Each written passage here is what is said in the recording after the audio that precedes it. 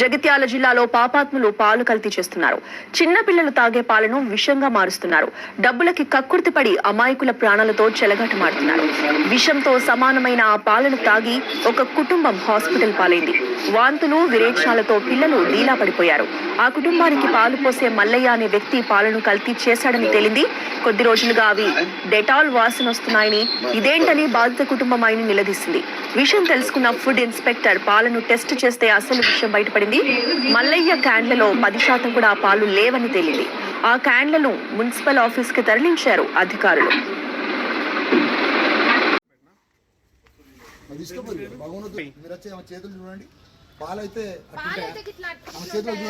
చిక్కటి పాలైనా కూడా ఇట్లుంటాయి. ఇది కడుగుతే కూడా తొందరగా పోతలేదు. ఇది అబ్జర్వ్ చేసే ఇదేదో ఉంది తెలవాలని వాడకట్లు అందరికీ ఉంచినాం. ఎందుకంటే మేము చెప్తే నమ్మరు కావచ్చు అని. ఇంకా నిన్న అమ్మ చేతికైతే బాగుండే. జెర్సీ పాలు ఇంకా ఎన్ని లీటర్లు పాలు కొంటావు? జెర్సీ పాలను ఎన్ని కలుపుతావు? 10 లీటర్లు. అది 40 లీటర్లు ఎట్లా ఇస్తావు దానికి? నీళ్ళు ఇంకా అంటే 10 లీటర్లకు 30 లీటర్ల నీళ్ళు కలుపుతావా? తక్కువ రేట్లో పోతాను. 10 లీటర్ల పాల ప్యాకెట్లు తీసుకొని 30 లీటర్లు నువ్వు వేరే చెప్తాను కదా, వేరే వాళ్ళు వేరే. ఇప్పుడు వీళ్ళు దాని పాలను పరీక్ష చేస్తానని చెప్తారు కదా, మళ్ళీ ఏమైనా వెళ్తే నువ్వు అదే కలుపుతున్నావా ఇంకేమైనా కలుపుతున్నావా? ఉన్న విషయం చెప్పు.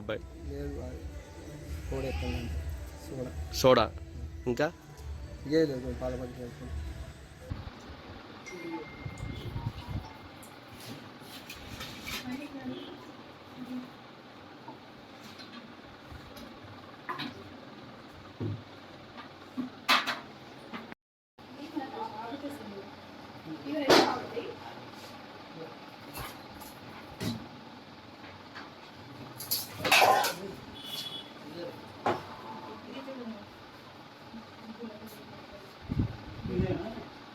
మీరు 24 hours అయినా కూడా పాలు పడడం లేదు. ఫస్ట్ సెకండ్ కూడా ఇది అవునా కాదా మనం ఖచ్చితంగా చెప్పలేము. కాబట్టి 2 రోజులు కూడా నేను మళ్ళీ పాలు తీసుకొని పక్కన పెట్టేశాను. పాలు కాగబెట్టకుండా పక్కన పెట్టాను, అయినా పాలగట్లేదు.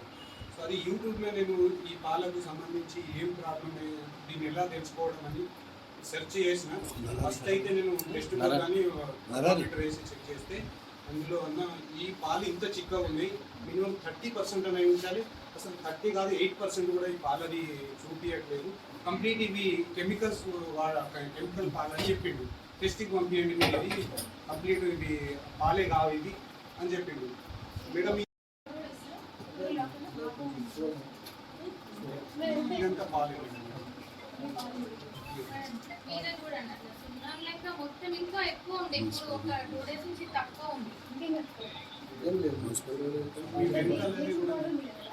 ఇవన్నీ అట్లా కాదు చూడండి.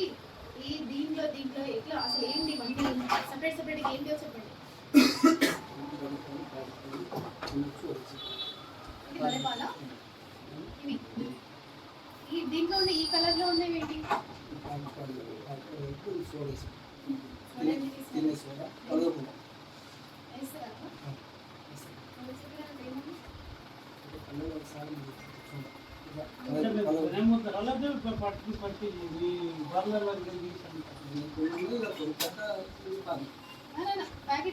అయితే సార్ మేము 1.5 year నుండి తన దగ్గర పాలు తీసుకున్నాం. అయితే 6వ నెల అవ్వదాకా మంచిగానే పోసిండు పాలు. 6వ నెల నుండి మాకు ఇట్లనే పాలు ఇట్లా చూడు స్మెల్ వచ్చుడు, డెటాల్ స్మెల్ వచ్చింది. పాలు టీ పెట్టుకొని తాగేటప్పుడు మళ్ళీ నాకు కడుపు ఉబ్బుడు. ఊకే ఒక టీ తాగేసరికి పాలు తాగేసరికి కడుపు ఉబ్బుడు, పిల్లలకేమో మోషన్స్ అయినాయి. అయితే నార్మల్గా డైజెస్ట్ ప్రాబ్లం కావచ్చు అని వదిలేసాను.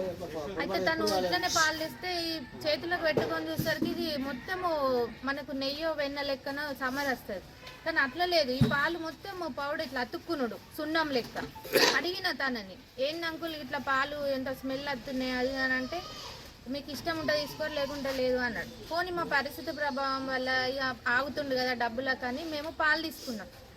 ఇక రోజు కడుపు నొచ్చుడు, టీ తాగంగానే పాలు తాగంగానే పిల్లలకు మోషన్స్, అమ్మకైతే దద్దులు ఇంత దద్దులు వచ్చినాయి.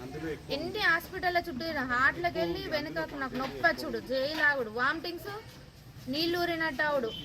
అది మళ్ళా వినం డైజెస్టివ్ ప్రాబ్లమే కావచ్చు, ఇది ఏమన్నా హార్ట్ ప్రాబ్లం. ఎన్ని టెస్టులు చేయించినామో అన్ని టెస్టులలో ఏం వెళ్ళలేదు, నార్మల్ ఉంది. కానీ ఏమైనా కడుపు ఉబ్బుడు ఇదే ఆయాసం ఉబ్బుడు. ఏం లేదమ్మా హాస్పిటల్లో మేము ఇన్ని టెస్టులు చేయించినా మీకు ఏం అత్తలేదు, అది ఏదో ప్రాబ్లం ఉన్నట్టుంది అన్నారు. మేము 3 రోజుల నుంచి ఇదే చూస్తున్నాం. మరి ఇవే పాలు పోతాడా ఏమన్నా పోతాడా అని చూస్తే ఇవే పాలు పోతుంది. ఇక మేము అందరం అనుకున్నాం ఇక ఇది ఖచ్చితంగా అందరికీ చెప్పాల్సిందని వాడకట్టలు అందరికీ ఉంచినాం. అంటే ఇవే పాలతోనే అవుతుందని చెప్పి ఎట్లా తెలిసింది మీకు? కెమికల్ నిన్న టెస్ట్కు ఆయన పోయిండు, పాల డైరీ ఉంటుందా వాళ్ళ దగ్గరకు పోయి టెస్ట్ చేస్తే అమ్మాయిలో 10% కూడా పాలే లేదు, ఇది కెమికల్ వల్లనే ఇవి అన్ని సైడ్ ఎఫెక్ట్స్ వస్తాయి. అయితే కడుపు నొప్పి లేదంటే హార్ట్ మీద పడుతుంది, లివర్ మీద ఎక్కువ పడుతుంది అని తను చెప్పినప్పటి నుంచి మాకు ఇంకింత భయం అవుతుంది సార్. అంతే, ఇది మాకు ఇప్పుడు మా ఒక్కరిదే కాదు కదా సార్, ఇంక ఎంతమంది ప్రాణాలతోటి ఇట్లా చెలగాట మాడుతుంది. ఎప్పుడు వచ్చినా